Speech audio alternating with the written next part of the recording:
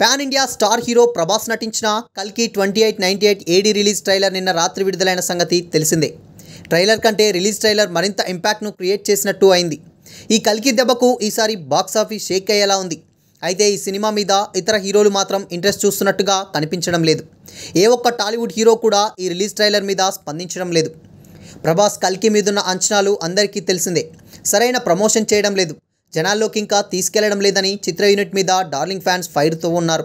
అంతేకాకుండా ఈ మూవీకి సంబంధించిన అప్డేట్లు కూడా సరైన టైంకి ఇవ్వడం లేదని మండిపడుతున్నారు. ఈ మూవీ నుంచి 2 ట్రైలర్లు వదిలారు. అయితే ఈ 2 ట్రైలర్లు ఒకదాన్ని మించి ఒకటున్నాయి. మరీ ముఖ్యంగా శుక్రవారం రాత్రి వదిలిన రిలీజ్ ట్రైలర్ పూర్తిగా యాక్షన్ ప్యాక్, ఫుల్ ఎమోషనల్గా సాగింది. కల్కి దేశ విదేశాల్లో రిలీజ్ కాబోతుంది. అయితే ఈ కల్కి మూవీ మీద నేషనల్ వైడ్గా ఫోకస్ ఉంది.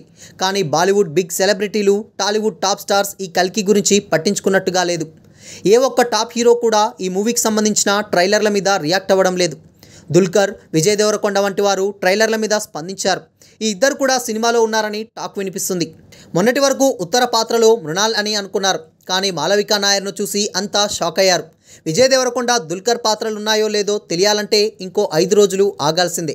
ఇక సినిమా విడుదల తేదీ దగ్గర పడుతుంది. కానీ ప్రమోషన్స్ మాత్రం స్పీడ్ పెంచడం లేదు. టీం ఇంటర్వ్యూలు లేవు, ఈవెంట్లు కూడా లేవు. నాగశ్విన్ మాత్రం కథలేవో చెప్పేస్తున్నాడు. కల్కి ప్రపంచాన్ని ముందుగా పరిచయం చేస్తున్నాడు.